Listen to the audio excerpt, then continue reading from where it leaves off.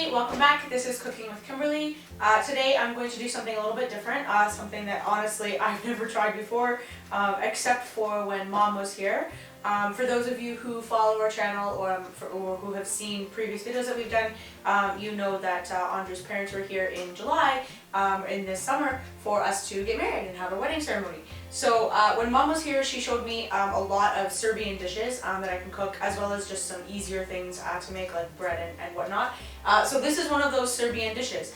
It's called potato chorba, and I'm sure I butchered that pronunciation, but it's called potato chorba, and I have tried it only once before, or I think twice before, but it was with Mom when she was here, so this is my first time trying it on my own, so this is going to be a bit of an experiment.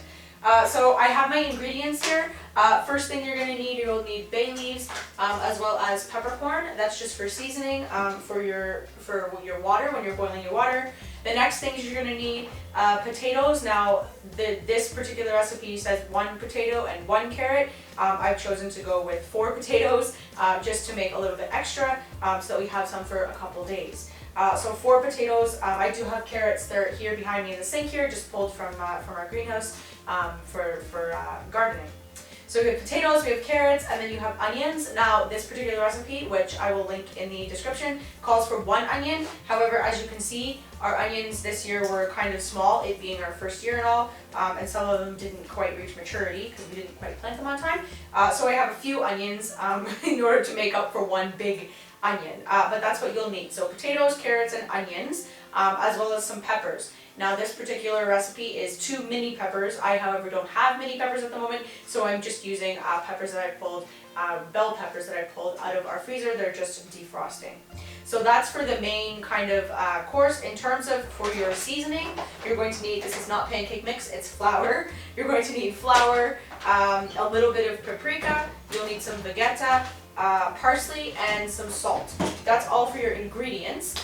In terms of what you need for your utensils, for those of you who saw me do a review on the Zhiyun vegetable chopper, that's what I'm using for this today. So I have my vegetable chopper with my 2 different blades, because I'm cutting peppers, carrots, and potatoes, so I need 3 separate blades for those.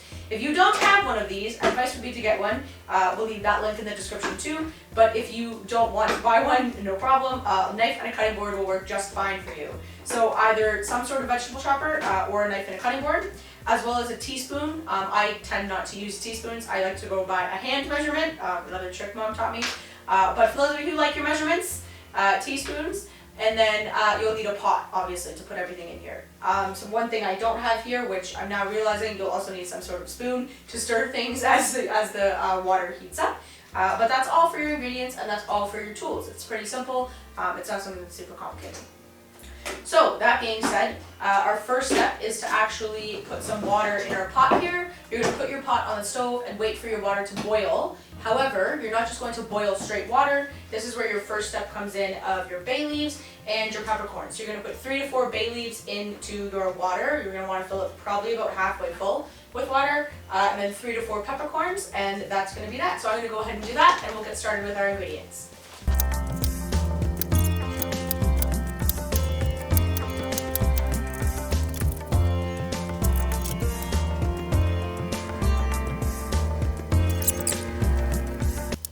Alright, so I have used, my chopping is now finished. Didn't take me too long because I had the Zhiyun vegetable chopper. So I have my onions and my peppers in here that I'm going to saute, and I have my carrots and potatoes. So once you've chopped up your 4 ingredients, your 4 main ingredients, I'm going to put this into our pot on the stove. Once it's once it has boiled and it's boiling water, you're going to want to let that go in there and just sit. Once that boils all together, I'm then going to add the onions and the peppers after they've been sauteed. So that's your process. I will go ahead and put those in and get started.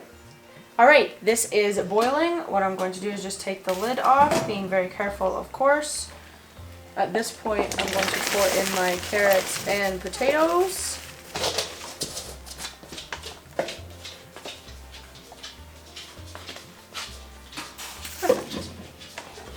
And now I will let that sit. What I have here is a frying pan for it to be melting with the coconut oil that I use for cooking.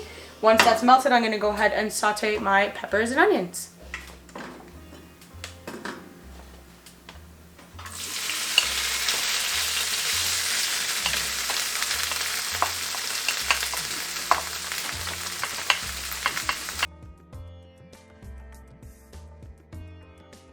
This is now sauteed. It just finished. I just quickly pulled it off the heat to show you guys what I'm doing here. And then I'll put it back on the heat just to let it kind of absorb. So what you want is 2 tablespoons of flour and a teaspoon of paprika. Now I don't have a teaspoon measurement here because I tend to just eyeball it because I'm that experienced now. Thanks, Mom. But I do measure my flour. So I would have a tablespoon of, or sorry, 2 tablespoons of flour and then a teaspoon of paprika. Once that gets mixed, I'm just gonna throw it back on the stove for approximately maybe 10 seconds just to mix it all up. And then I will pour it in with the rest of my ingredients on my stove. Once that is done, I'm then going to add, you can see I have parsley, vegeta, and salt.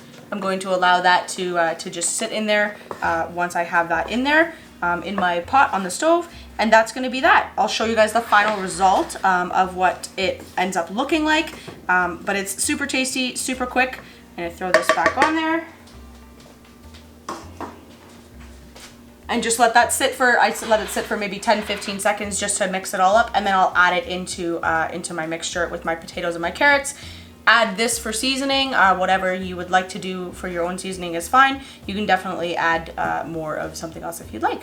And that would be that. I'll show you guys the final result. But yeah, that's potato chorba. So I just went ahead and added my sauteed onion, pepper, and flour and paprika mix. Once it's kind of all mixed together, I did have to add a little bit of water to it and fully mix it back on the stove.